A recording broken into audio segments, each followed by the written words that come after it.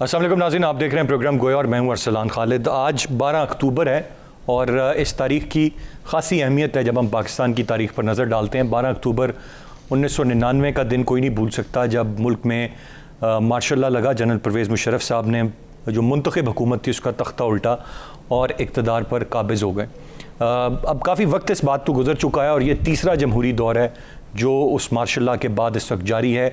पाकिस्तान मुस्लिम league नून ने हुकूमत की, पीपल्स पार्टी ने हुकूमत की और अब पाकिस्तान तहरीक इंसाफ हुकूमत कर रही है। दिलचस्प बात यह है कि आज जब मुख्तलिफ आर्टिकल्स और चीज़ें मैं 12 अक्टूबर के हवाले से पढ़ रहा था तो आज 12 अक्टूबर के ही दिन हम देख रहे हैं कि ये मौजूदा हुकूमत भी ऐसे स्टेटमेंट्स दे रही है कि हुकूमत और फ़ौज एक पेज पर हैं, उनके दरमियान बेहतरीन ताल्लुकात हैं, किसी किस्म का कोई मसला मौजूद नहीं है।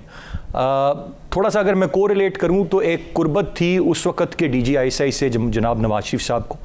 परवेज़ मुशर्रफ साहब की एब्सेंस में उन्होंने उन्हें आर्मी चीफ़ बनाया और 111 ब्रिगेड हरकत में आया और हुकूमत का तख्ता उलट दिया।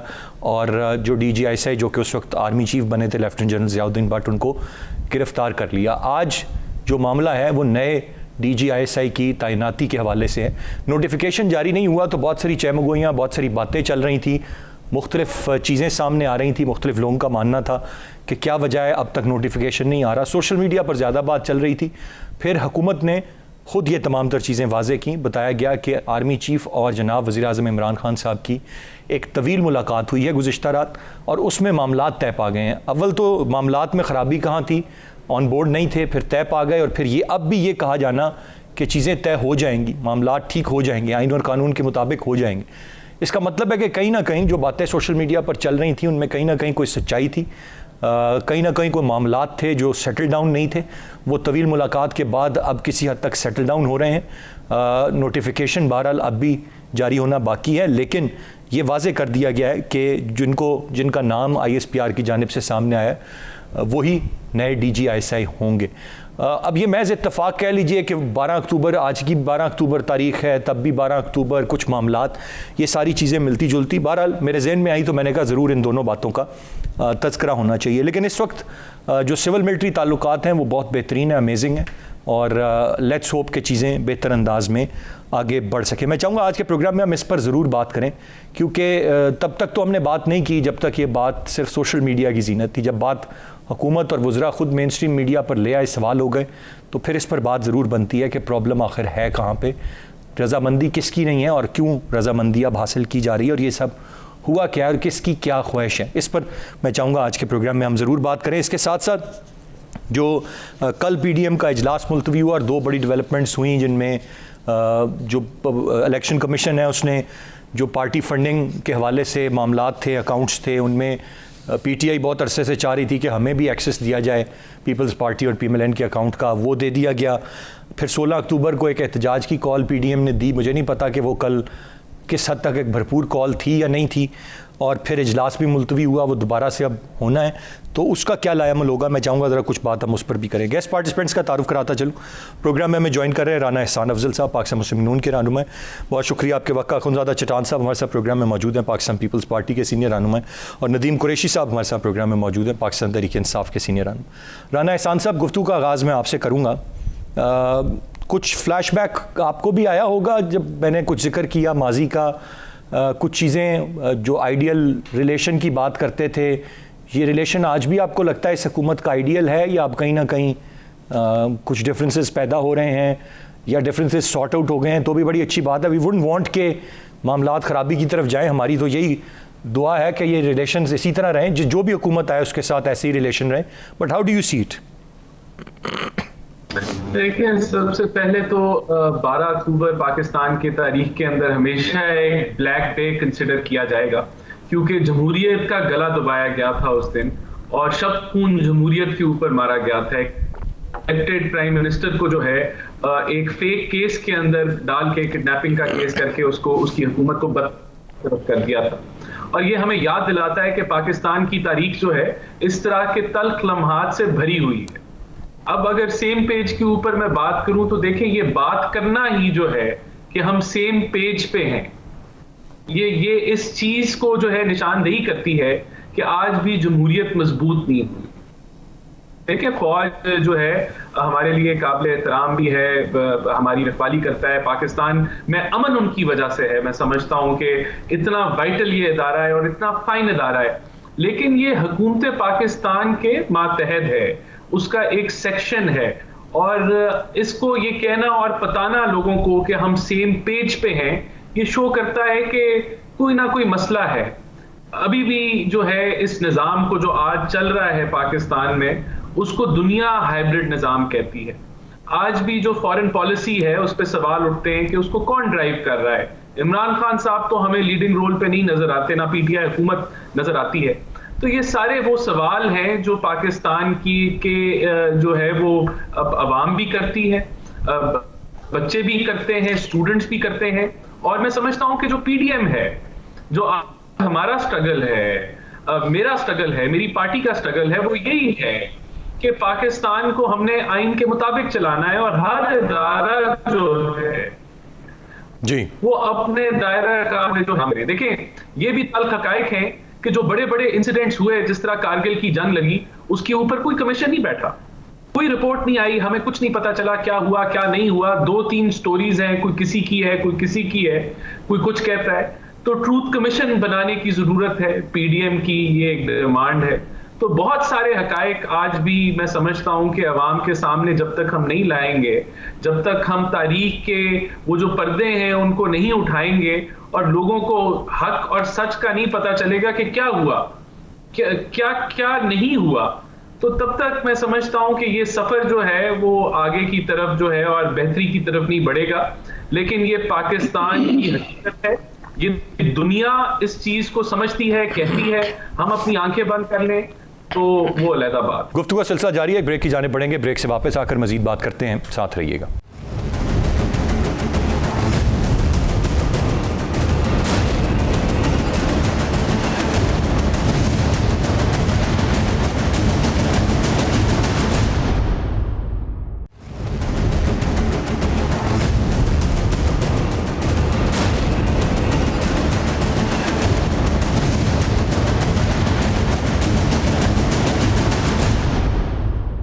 Welcome back.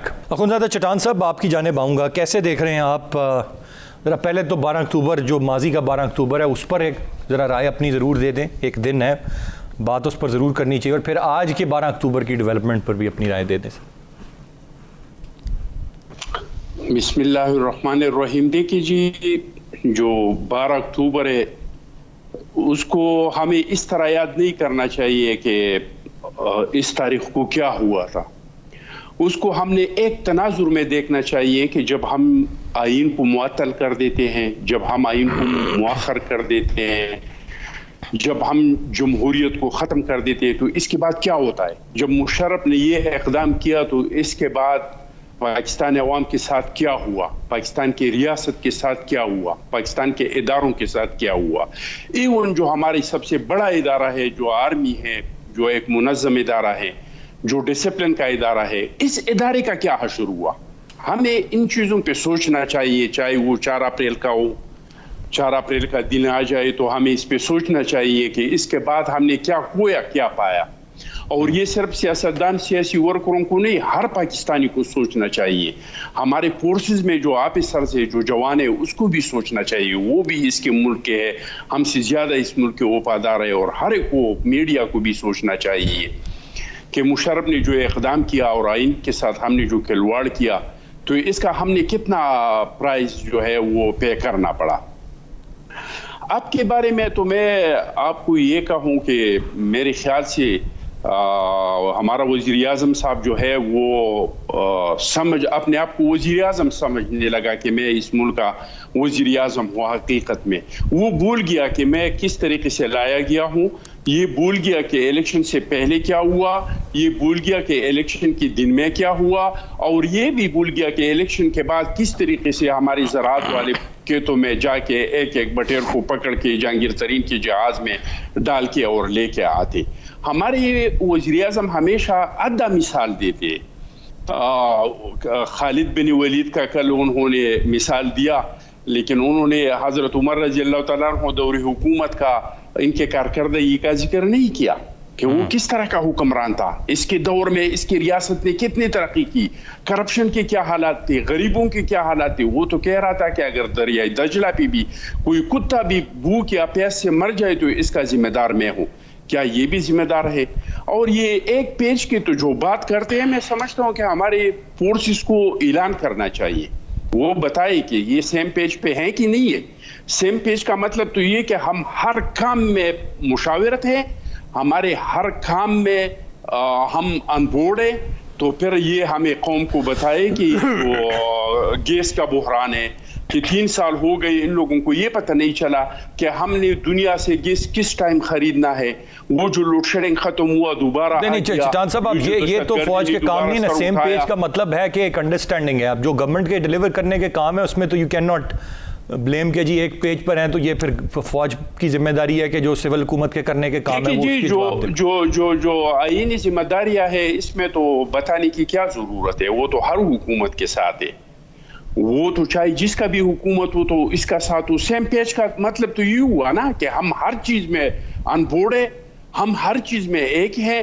तो फिर ये दूसरा पेज वाला इस पेज में है क्या? मुझे बताए। इस मीडिया के पाबंदी के सिवा, बेरोजगारी के सिवा, महंगाई के सिवा इस पेज में है क्या? तुम मुझे बताए। पाकिस्तान बिल्कुल अकेला हो गया। एक दौर था कि चीन और अमेरिका के बदतरीन ताल्लुकात थे, दोनों के साथ हमारे अच्छे ताल्लुकात थे। एक दौर था कि ईरान और सऊदी के बदतरीन ताल्लुकात थे, हमारे अच्छे ताल्लुकात थे। तो ये तो इनका पेज है। अब अगर ये लोग समझ रहे हैं कि हाँ हम इसके साथ एक पेज पे हैं, तो फिर भी कौम को बताए कि ये हुकूमत ने जो तबाही लाई है, इस कौम ने इस मुल्क का जो कबाड़ा कर दिया, जो 17,000 अरब का कर्जा लिया, जो पाकिस्तान को तनहा कर दिया, जो लोगों को बेरोजगार कर दिया, दहशतगर्दी दोबारा सर उठा रही है, तो इस सन में हम शरीकदार हैं। और या ये चिटान साहब पॉइंट आ गया। मैं जरा आगे बढ़ूंगा, नदीम कुरैशी साहब को शामिल गुफ्तगू कर लेते हैं। पॉइंट टेकन सर, काम है इसमें हम इसके साथ नहीं है। Point take.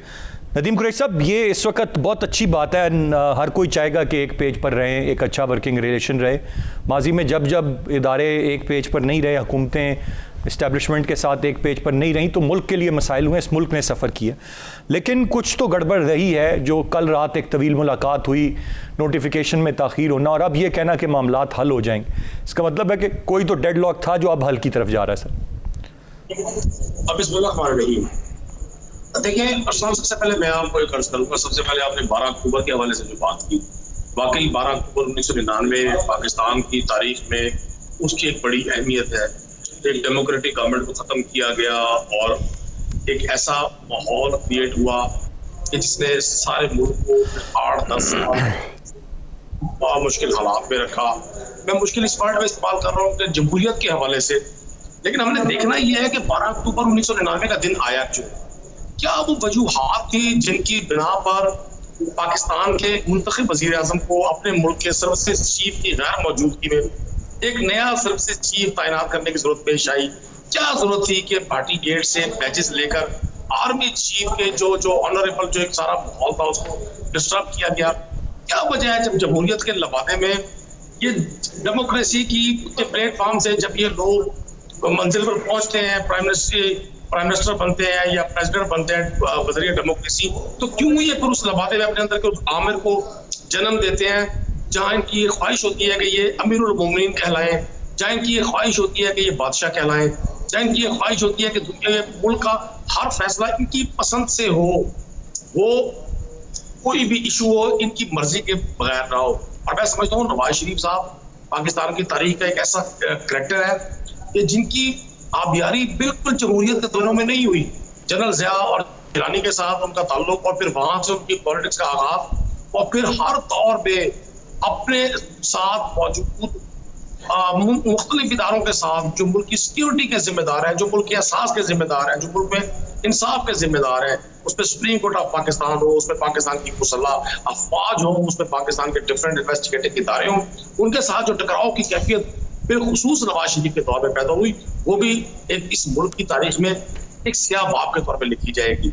मैं एक पॉलिटिकल वर्कर हूँ, मैं कभी भी उस चीज को सपोर्ट नहीं करूंगा जो अवाम की राय के बगैर इस मुल्क में राय जो क्योंकि मोहम्मद अली जिन्ना रहमतुल्लाह अलैह ने फरमाया था कि इस मुल्क का कायम इस्लामिक जमहूरिया होगा और इसका नाम भी इस्लामी जमहूरिया पाकिस्तान है। लेकिन जब हम जमहूरियत के लबादे में अपने अंदर के आमिर को मूस और घोड़े पर सवार करके और शुतरे बेमहार की तरह ये सोचते हैं कि अब तमाम डिसीजन हमने खुद करने हैं, ना हमने पार्लियामान को अहमियत देनी, ना हमने कैबिनेट को अहमियत देनी, तो फिर बहुत सारे मसाइल जन्म देते हैं। ये आप अपनी हुकूमत की बात कर रहे हैं, पार्लियामान को अहमियत देनी, सारे फैसले खुद करने, ये इस मौजूदा दौर की बात थी? मैं सॉरी मिस कर गया हूं, इसलिए कंफर्म करना चाह रहा हूं।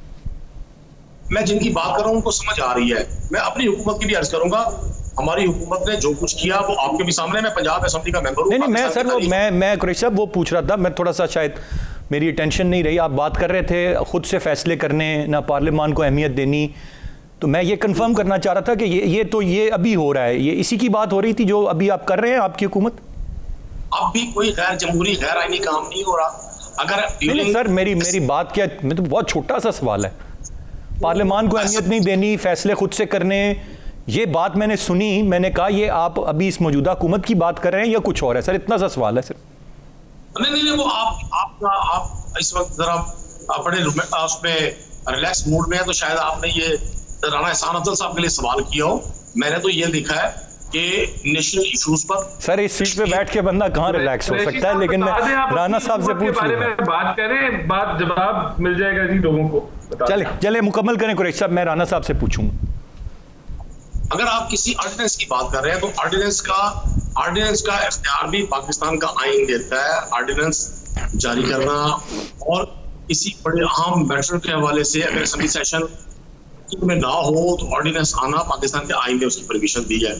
यहाँ तो अगर कश्मीर पे बहस हुई है नेशनल असेंबली में, या प्राइम मिनिस्टर ने स्पीच की है, या यहाँ कोई ज्वाइंट सेशन हुआ है, प्रेसिडेंशियल स्पीच हुई है, तो वहां आपने उस अपोजिशन का, जिनको ये बड़ा दावा है कि इनकी बड़ी ट्रेनिंग हुई है और ये जमहूरियत के बड़े चैंपियन है, ये जमहूरियत के बड़े जमहूरियत के ये पैरोकार है, तो इनका एटीट्यूड भी पूरे पाकिस्तान ने देखा है। राणा साहब जरा थोड़ा सा मैं वापस आपको लेके आऊंगा जहां से हमने गुफ्तगू का आगाज किया था। इनको तो देख लिया, 99 की तारीख भी हमें पता है।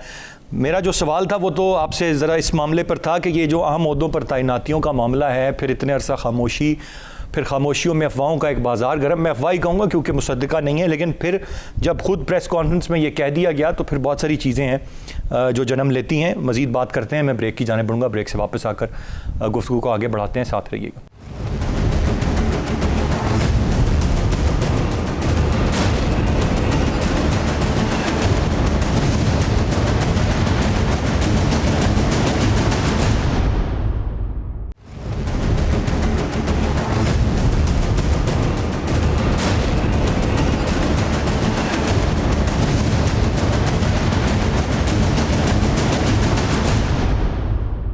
जी वेलकम बैक। राणा साहब मैं आपसे जानना चाहूँगा, मैं कुरैशी साहब ने कह दिया ज़रा रिलैक्स मोड में था, लेकिन ये जो वो बात थी खुद से, ये तो सर सबका ही रहा है, इस मौजूदा हुकूमत का भी मैं तो अनफॉर्चुनेटली यही देखता हूँ, माजी में भी यही रहा है, पार्लियामान को तो कोई अहमियत नहीं देता सर। नहीं, मैं समझता हूं कि ऐसे नहीं है। जब आप कंपैरिजन करें पिछली हुकूमतों का तो वो जो है वो किसी बेसिस या लॉजिक पे होना चाहिए। पिछली दफा जो है 2017 में इलेक्टोरल रिफॉर्म एक्ट आया था और वो तमाम जमातों की कंसेंसस और मुशावरत के साथ हुआ था। इसी तरह उससे पहले आप चले जाएं तो 18वीं तरमीम के अंदर एक बहुत लंबा चौड़ा जो है वो कंसेंसस बिल्डिंग हुई, जिसके अंदर सब जमातें आईं, उन्होंने अपनी राय दी और फिर वो जो है लेजिस्लेशन हुई। और आज का अगर आप उस दौर को आज के दौर से कंपेयर करें तो आप देख लें कि कितनी लेजिस्लेशन इन्होंने असेंबली से की और कितनी इन्होंने ऑर्डिनेंसेस से की। बेशक पहले भी ऑर्डिनेंसेस होती थी लेकिन इस तादाद में नहीं होती थी।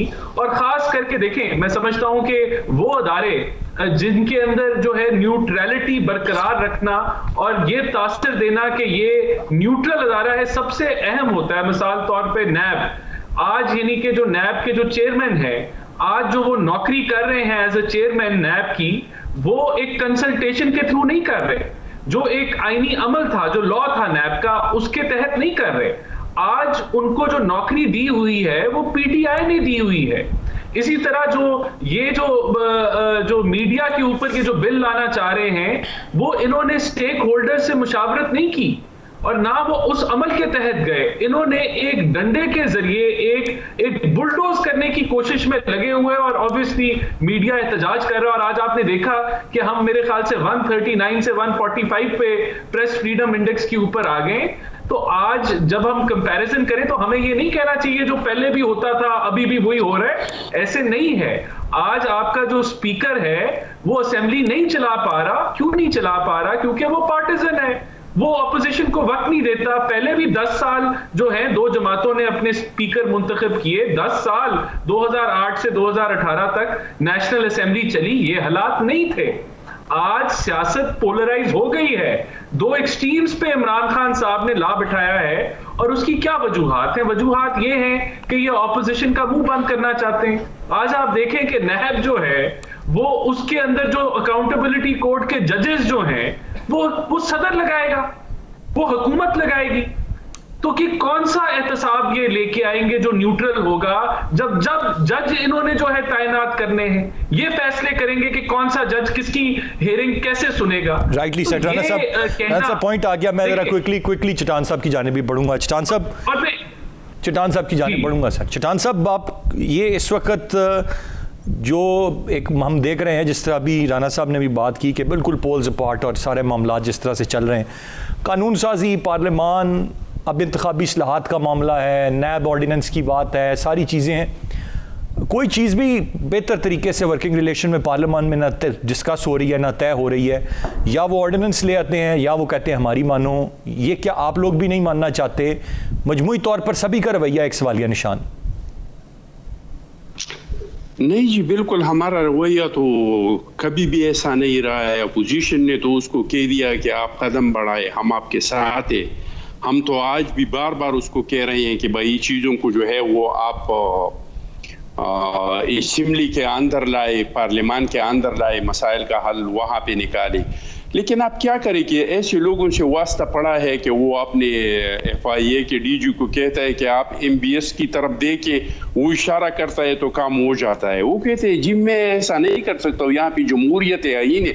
उन्होंने कह दिया छोड़ो आईन में, इनको छोड़ दे, बस मैं जो कुछ कहता हूँ आप वो करें, जिस तरह का MBS का हुक्म चलता है सऊदी में।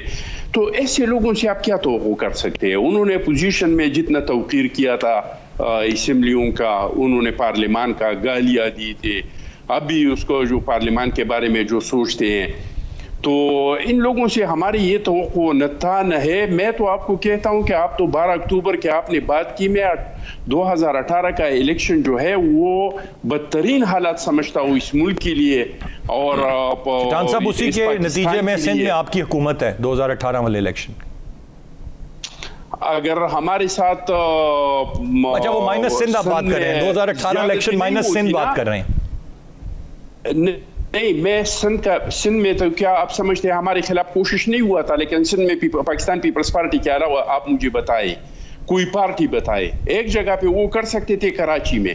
तो जब पंजाब का रिजल्ट आ रहा था तो सारे KPK के और कराची के जो रिजल्ट था वो बंद कर दिया।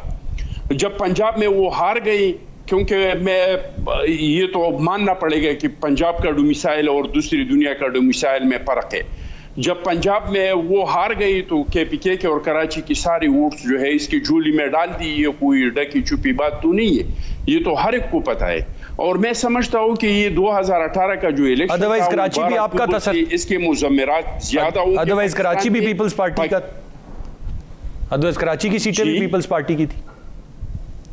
आपने देख लिया ना, जहां पे हम हार गए थे और छठे नंबर पे आ गए थे, मीडिया के बावजूद कि हमारे मीडिया ने तो हमें इलेक्शन में डाला ही नहीं था कि हम भी इलेक्शन में हैं, इसके बावजूद वही सीट हम जीत गए और PTI छठे नंबर पे चले गई। ठीक है चटान साहब, मैं जरा कुरैशी साहब का पॉइंट ले लूं। मैं जरा कुरैशी साहब की ज़िमनी इलेक्शन जो हो गई, ये ज़िमनी इलेक्शनों में आपने नहीं देखा कि क्या शुरू हुआ PTI। ठीक है, मैं जरा कुरैशी साहब का पॉइंट ऑफ व्यू ले लूं। कुरैशी साहब, ये कब तक मामलात ऐसे चलेंगे, सोलो फ्लाइट हर मामले में, या हम एक्सपेक्ट कर सकते हैं कि कोई वर्किंग रिलेशन पार्लियामेंट में होगा? आप ही की बात से ये बात निकल आई जो आपने कही थी, खुद से फैसले लेना, पार्लियामान को अहमियत ना देना। क्या देंगे अब भी आप पार्लियामान को अहमियत? अभी तो फ़ौरन आप बुला रहे हैं कौमी असम्बली और सेनेट का इजलास, ये फैसला तो हुकूमत ने किया है, विच इज़ पॉजिटिव। लेकिन चीज़ें क्या फ्लोर ऑफ द हाउस पे डिस्कस होके भी तय होंगी या ऑर्डिनेंस के जरिए आगे भी चलाने का इरादा? अच्छा साहब, कोई चीज आपसे पोशीदा नहीं है, आप खुद इस्लामाबाद में मौजूद हैं। आप पार्लियामान के ज्वाइंट सेशन के सूरत-ए-हाल देख लें। मैं आपको आंखों देखा हाल पंजाब असेंबली का बताता हूँ, जहाँ 4 बजट ये गवर्नमेंट पेश कर चुकी है और एक बजट से अहम चीज कोई नहीं होती, पूरे साल का सूबे का या मुल्क का मिजानिया और अखराजात और सारा उसका सिस्टम बनाना होता है। इन्होंने एक बजट भी फ्लोर ऑफ द हाउस नहीं सुना, इन्होंने सारा वक्त एहतजाज किया असेंबली की सीढ़ियों पर बैठकर। ये जो जैसे अभी जनरल साहब फरमा रहे हैं ना, ये बड़ी मकबूल बातें हैं, प्रैक्टिकली बिल्कुल लोग हंसते हैं इनकी बात पर। मतलब ये उन इंतखाबी नताइज को तस्लीम करते हैं जो इनके हक में आए हैं। मैं कुरैशी साहब, मेरे अगर सवाल का जवाब देंगे sir, I will be very thankful. मैं आपको कर्ज कर दूं, हमने हमेशा पार्लियामान को अहमियत दी है।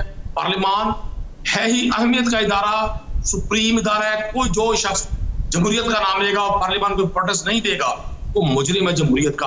और मैं समझता हूँ आपने इस अपोजिशन का रवैया, जिनको इस बात का बड़ा एक्सपीरियंस है कि इन्होंने एक दूसरे की हुकूमतें 2 साल 3 साल से ज्यादा नहीं चलने दी, उसपे मेहरान बैंक स्कैंडल हो और उसपे बहुत बड़े बड़े नाम, बड़े बड़े सिलसिले आए हैं, उसमें लॉन्ग मार्च हुए सरदार फारूक लगारी साहब के घर तक। उस वक्त वो सदर थे और नवाज शरीफ साहब ने एक लॉन्ग मार्च किया था उनकी रेजिडेंस तक। इन तमाम चीजों का तजर्बा इन लोगों को था। इनको चाहिए था कि इन्होंने जो रवैया 2018 के इंतखाब के बाद जब प्राइम मिनिस्टर इमरान खान साहब ने पहली speech floor of the house की थी, तो इनका वो रवैया देखकर हमें अंदाजा हो गया था कि इनसे इक्तदार से दूरी बर्दाश्त नहीं हो रही।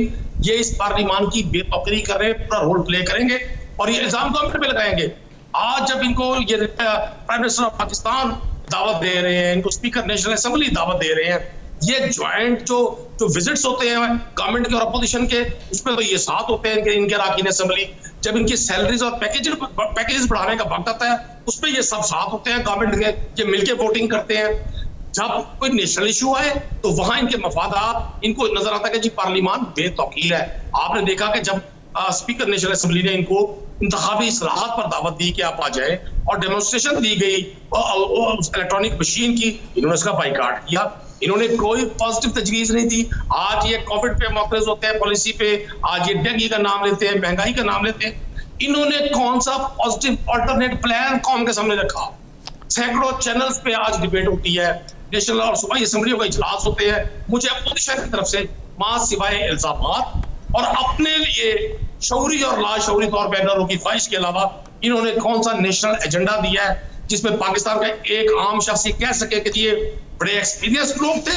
इन्होंने पाकिस्तान को इकोनॉमिकली बड़ा साउंड रखा हुआ था, पाकिस्तान में ग्रास रूट लेवल का इंफ्रास्ट्रक्चर बड़ा स्ट्रॉन्ग रखा हुआ था, इन्होंने पाकिस्तान में जमहूरियत को सही मानों में। यानी कि कुरैशी साहब, आपकी पूरी बात सुनने के बाद हम माजी के लिए भी नहीं ब्लेम करें, हाल के लिए भी नहीं ब्लेम करें और आने वाले मुस्तकबिल के लिए भी नहीं ब्लेम करें।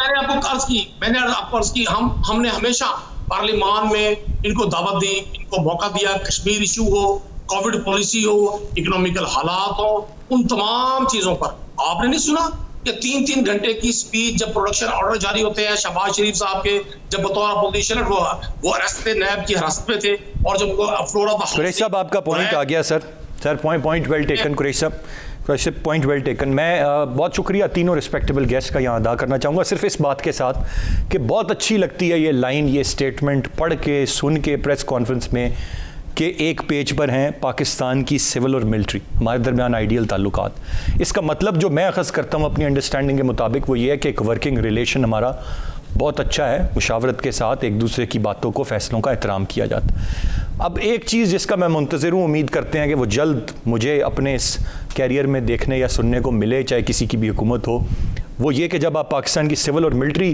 के आइडियल रिलेशन की बात करते हैं तो इसी तरह हुकूमत कहे कि हुकूमत का अपोजिशन के साथ एक बड़ा अच्छा वर्किंग रिलेशन है। हम एक पेज पर हैं, आइडियल हैं for the betterment of Pakistan.